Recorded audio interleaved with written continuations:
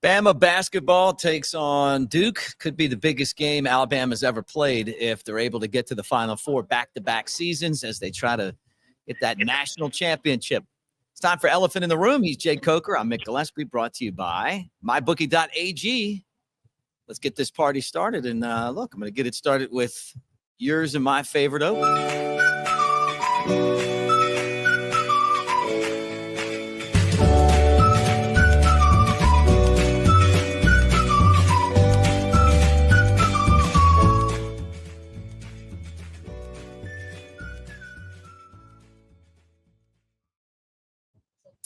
All right, there he is, Jay Coker. I'm Mick Gillispie. Great to see you guys. Look, I just popped into a bar now to do the show.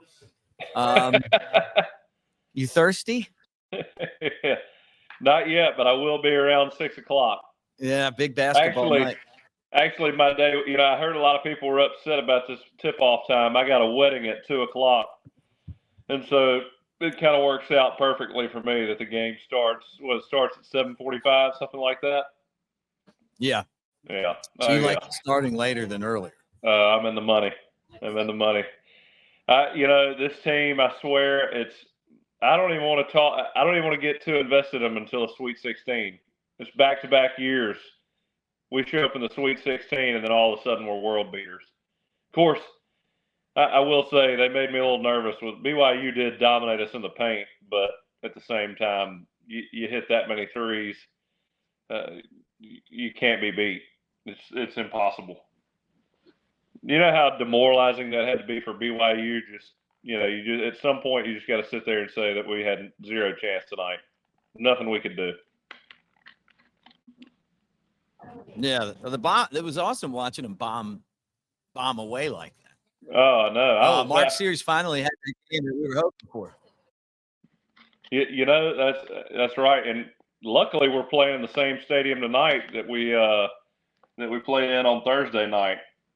I think that plays a big role. And if you feel comfortable in a gym, the backdrop where that is, your depth perceptions, I guess, on for everybody in that stadium or that gym. And so it gives me a lot of confidence going into tonight.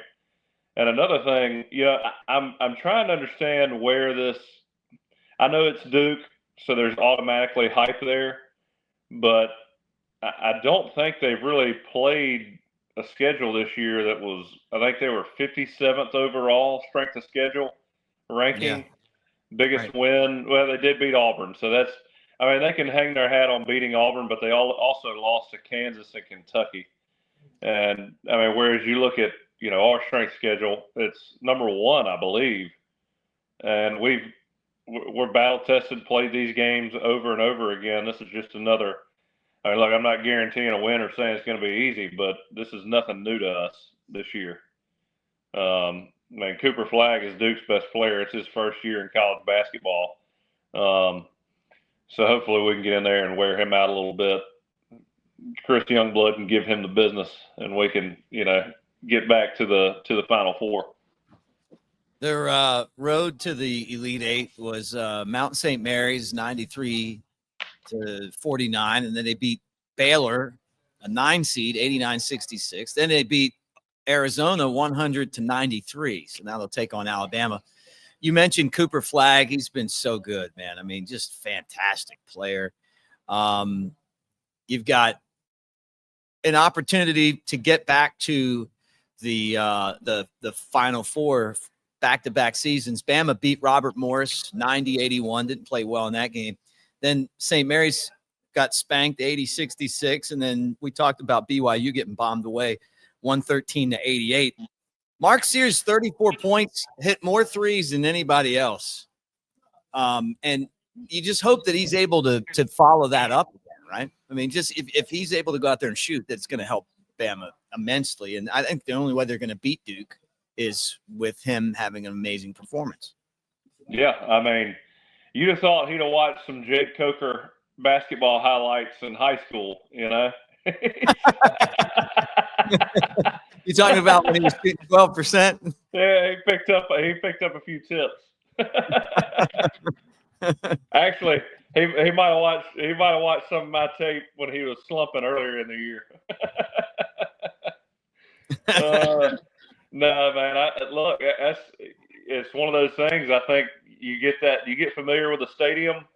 That bucket starts looking big. I mean, a lot of people are saying, I hope we didn't shoot our wad before we played Duke. But in my opinion, we needed a confidence booster. I mean, our guards had to shoot the ball better. And look, we shoot the ball well, but in order for us to win, I mean, I think the emphasis that Nate Oates puts on teams and the way he recruits teams is, we need elite big guys, but we have to have elite shooters. Transitioning, hitting buckets in transition. I mean, you got to hit them at a high clip. And, I mean, look, Thursday night, you're not losing anybody shooting that way. But I think we need to be in that 35% to 40% three-point percentage to beat Duke tonight. And we got to have more presence inside. I mean, as bad as we beat BYU, I think anybody that watched that game would also be a little nervous about the play within the paint. I mean, it wasn't like we just dominated them physically. I mean, we were just firing up shots and we had 51 attempts. Wasn't it 51? And we hit 25? Yeah, it was amazing. I mean, we're not going to lose anybody doing that, but it wasn't a great feeling watching us play inside, and we got pushed around a little bit, but again, the threes made up for all that. Guys, thanks for hanging out with us on Cover Crimson. We're on covercrimson.com, so you can swing over there during the basketball game tonight and get on the comment board. We're going to talk about all this stuff. The message board is going to be cranked up, and we'll see if Bama's able to pull off what could be the biggest win in program history. I mean, getting back to the Final Four, but beating Duke to do that, wow, that would really be something. Also want to tell you that we're brought to you by mybookie.ag. 50% deposit bonus up to $1,000 plus a $10 casino chip when using the code Crimson at mybookie.ag. Were you so how's your bracket looking right now? I know this is your way of getting into a situation where you call that's me right. I forgot. Yeah. You don't have to. Yeah. For all the viewers that don't know you well enough, all this is calculated. I mean, I know where you're going. So, all right. So you're right. But let's talk about though the tournament itself. I mean, and we'll kind of get back to Alabama with Grant Nelson being such a big part of this team. I knew he was good, but man, I didn't realize he was that good. Like, such a difference maker. First thing I want to say too is this tournament to me has proved how strong the SEC is. Right? I mean, the teams that you thought would be in it are in it, and the teams that you thought, I mean, on the verge of making the tournament or not being very significant, they're in the Sweet 16. And of those, I think Kentucky. Well, we beat Kentucky 3 times. I wasn't too high on Kentucky going into the tournament. Ole Miss. I didn't think they'd fare too well, but hell, they were on the verge. They blew it against Michigan State last night. I mean, I think you're seeing that when Alabama loses to Missouri or Ole Miss, I mean, during the season, I don't think anybody. I believe that everybody thought that was a bad loss. But now, as you watch the tournament play out, you're realizing how good the SEC is. And so now when you look at like tonight versus Duke, again, the only thing that makes me a little hesitant to say this is that they did beat Auburn, but they've also lost to Kentucky and Kansas, and they hadn't really played anybody else outside of that. I think their next biggest win is Louisville, who I think went out in the first round. Did they go out in the first round? Yeah. So I mean, I just think Alabama is geared and really built for playing these big games. Duke, I don't know if they're quite there yet or ready for this, but especially with a freshman being your horse. Well, here's the teams that are left, man. You got Duke, Florida, Bama, Auburn, Tennessee, Houston, Michigan State, and Texas Tech. It's quite a group there. And how many SEC teams is that? 4 of the 8? I believe so. Yeah. So Florida, 1, 2, 3, 4. Yeah, 4 of the 8 SEC teams, and all the top teams. There hasn't been a whole lot of upsets in this tournament. Yeah, and one of which, an SEC team had to cannibalize another SEC team. Who knows if they're playing a different game somewhere. Yeah, right. Yeah, that's exactly it. This is exciting. I mean, I know you love this basketball team. Chris Youngblood, Tuscaloosa guy. It's pretty cool to see him kind of be part of it. I love me some Youngblood. Do you? Love Chris Youngblood. I loved it. Someone asked him about the mentality that Alabama plays with, and look, Chris Youngblood. You talk about a calculated player. I mean, he's pretty dynamic and effective on the offensive side of the floor, but he's always picking a subtle fight, and it's like he always gets somebody to get a flagrant or just throw a cheap shot. I mean, Auburn, BYU. I know there's been some other instances where it's occurred, but he called it mental warfare in the interview, and he played it off like it's all about being mentally tough and pushing back against your opponent, making sure that they don't push you around. But I know what he's doing there. He's getting in the head and making guys play in a way that they don't want to play, making them uncomfortable. Right.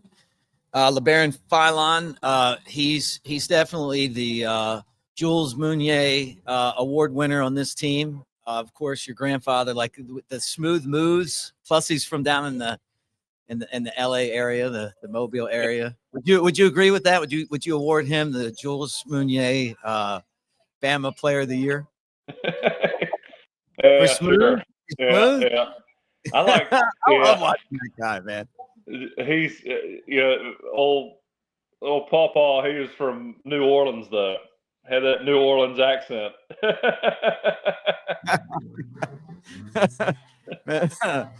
Oh, okay. Did he say he didn't live in Mobile?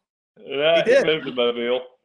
He moved to Mobile. I see you conniving over there. Legend. He was the Mobile legend.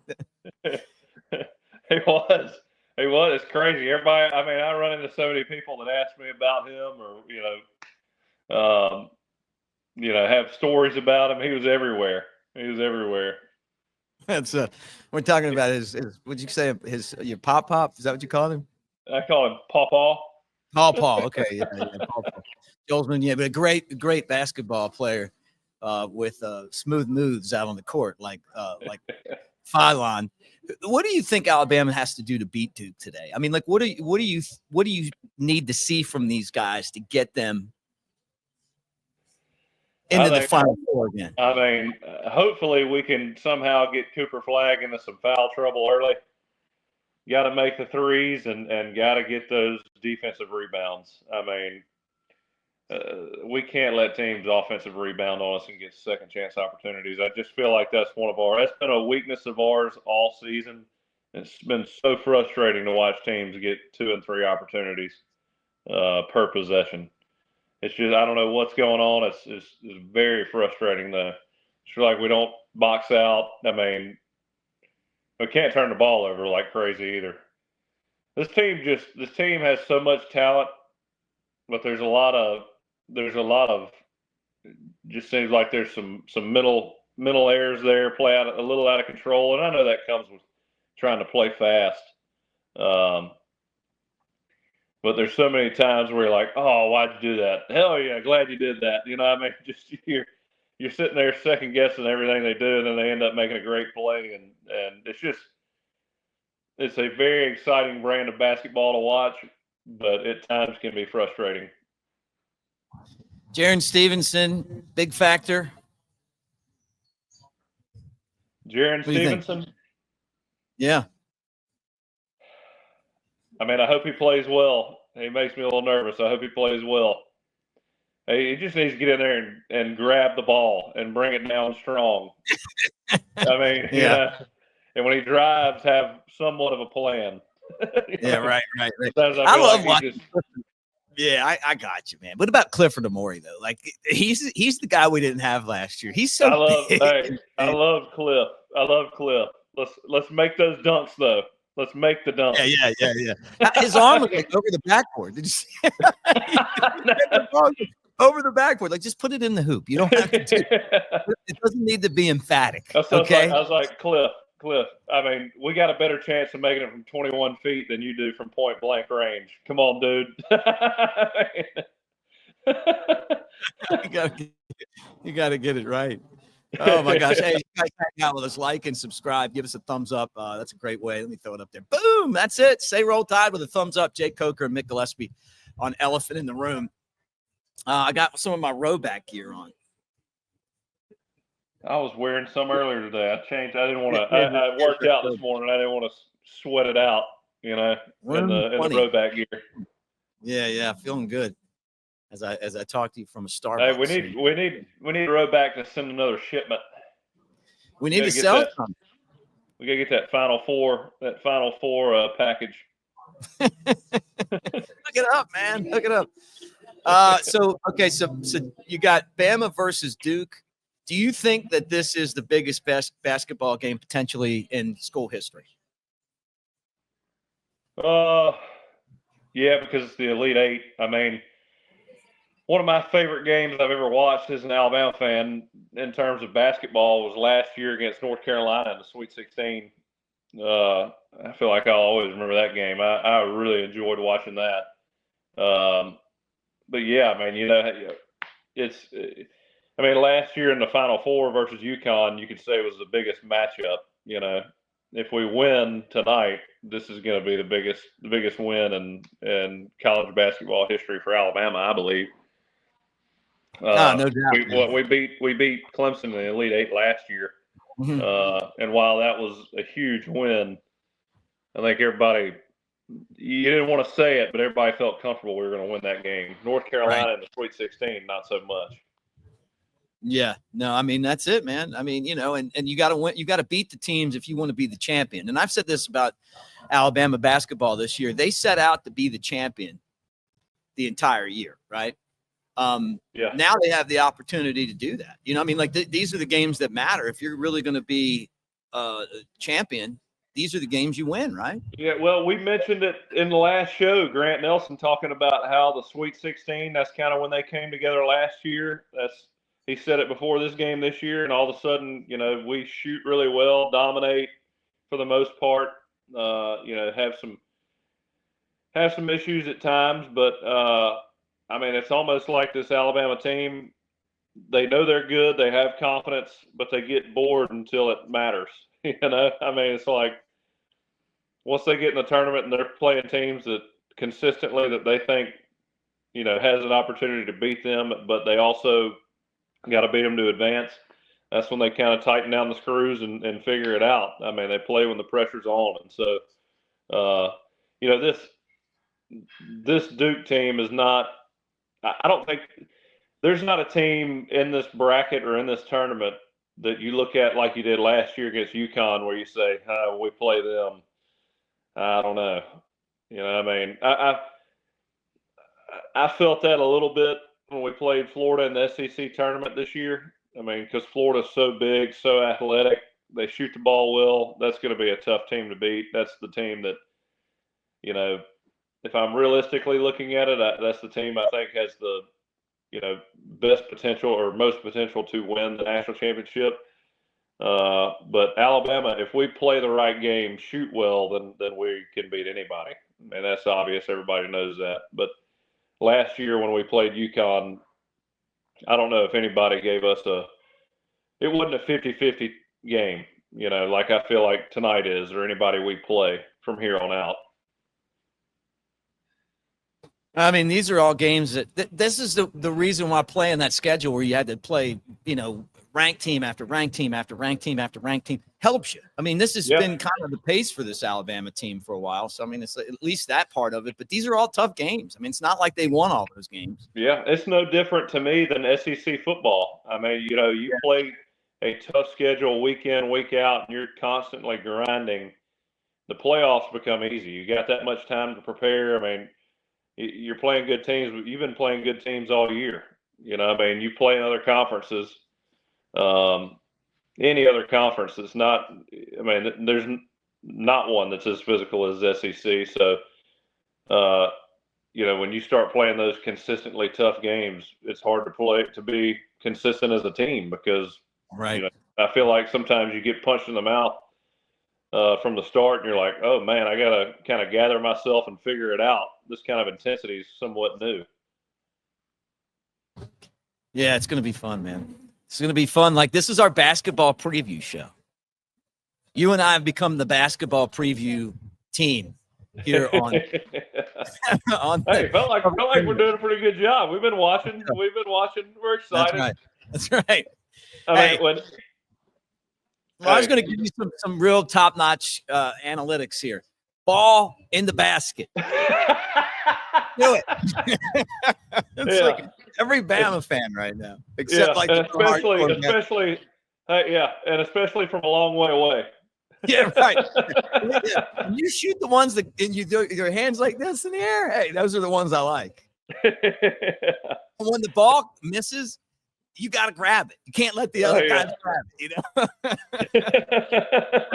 That's right. I was watching with somebody Thursday night, and they were like, "Just hold it, don't. Let's burn some clock." I was like, "Hell no, fire that shit up there, man! I want to see as many as possible."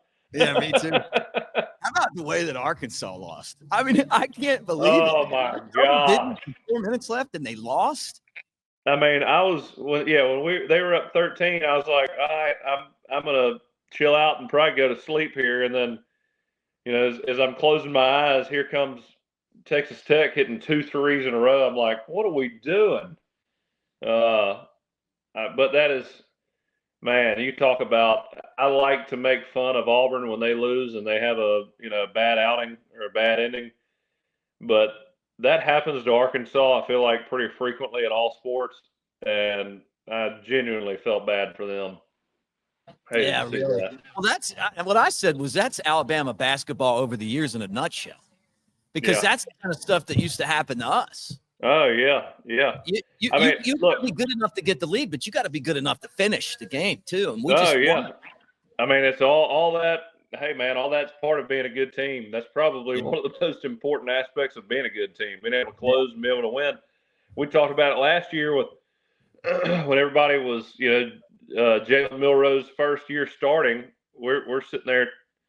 We played Arkansas close. So I still remember talking about that game, and it was like, hey man, you're going to have close games in the SEC. Some of the best teams have close games, but they find a way to figure it out and finish. I mean, you don't need to be playing close all the time against teams that aren't very great, but you need to be able to find a way here and there when you don't have your best game to finish it out and have that maturity and understanding of what it takes to win. Right. Hey guys, this is the most. I mean, again, we're talking about just how excited we are. I know you've been an Alabama fan for a long time. When's the last time you ever pulled for Alabama to go to a Final Four 2 years in a row? This is crazy. Yeah, right. I mean, this is awesome.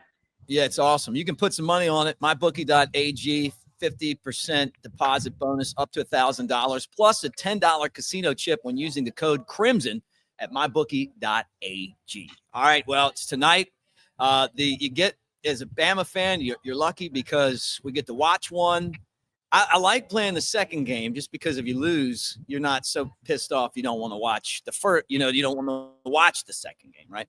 So it's Texas Tech against Florida. Right, Texas Tech against Florida, 6:09 Eastern, 5:09 Central, and then number 1 Duke, number 2 Bama, 7:49 tonight. Are you going to be ready? Yeah, what's your score prediction? Well, I think Bama's going to win. But I think it's going to be really close, 101 to like 98. But I can't believe it's a 7-point spread. What does that tell you? Because I'm going to tell you what I told the next round. Yeah, I hate. You don't like it. You'd love that spread for Bama. Doesn't that go against everything? They're begging you to take. Oh, I guess they're begging you to take Bama. That's why you take Duke. Yeah, I got it wrong. Okay, well, damn it. Anybody that watched the next round on Friday, my bad. I told him that I had your formula, and that was good for us. But then when I just redid the math, I realized that it's the Coker formula that's bad. You used and quoted my formula on their show, and it wasn't even right. Oh my Change your bets, guys. Change your bets. Oh my gosh. Change your bets. Coker's cappers. I've got a Coker's cappers. I got to play for you guys today. We've been doing a show for a year and a half, and you jacked it up on the mothership. Yeah. Don't mention it to anybody. Maybe they don't. They won't. It's a roll of the dice anyway on any of this. They were betting Alabama anyway. Yeah, roll tide. But the big number like that actually means that you take the favorite. Damn it. Golly. Yeah, I didn't realize the line was 7. Oh well. You would have think I'd have been a quicker study. So don't. Hey guys, there you go. MyBookie.ag. Take Duke. The line. Coker's cappers. Duke Blue Devils. Give the 7. Let's go. Hey, the line was. That's your. Look at your. This is what you do on Coker's cappers. After you give them the pick, you throw an imaginary football.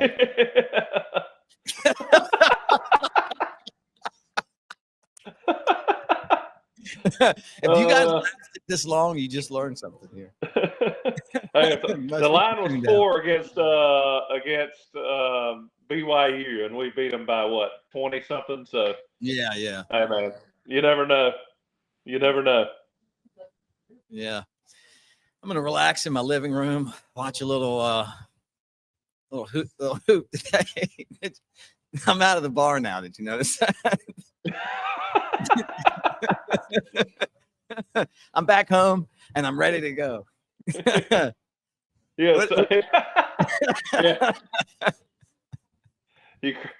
out of the bar, crashed your car, and you got home.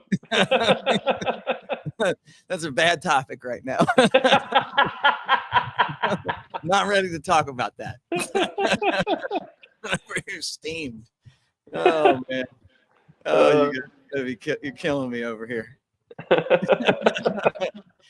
Oh, that's all right. I'll just head back to my room here and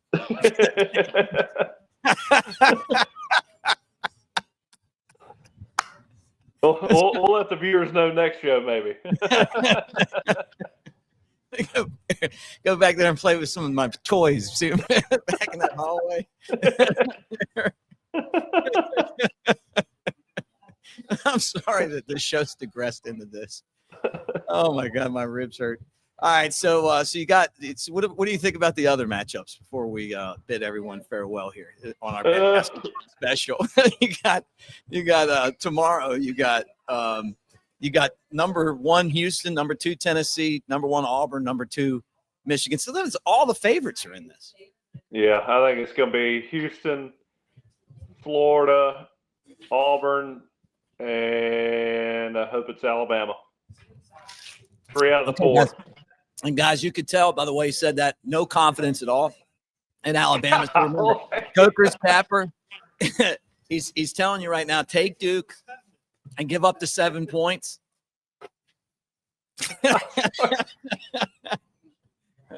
No confidence at all. I got confidence. We just got to shoot it well. Oh boy, we got to shoot it well. I don't like the look of this. I know you'll be cheering though hard. Oh yeah. I'll be locked in. I was losing my mind Thursday. I plan on, and hopefully I'll be losing my mind tonight. Yeah, that would be great. All right, thanks for hanging out with us here, guys, on covercrimson.com. Elephant in the Room with Jake Coker, Mick Gillispie. Like, subscribe, thumbs up, and you can catch us on the covercrimson.com message board. $25 off the annual subscription price right now. If you join, and that's where we're going to be during the game, we're going to be talking about all of this stuff. We'll see if Coker's capper works for Duke, for you guys that are putting a little cash on it at mybookie.ag. We'll see.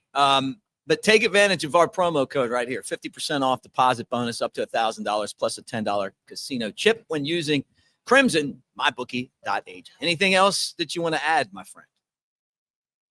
Roll Tide. Roll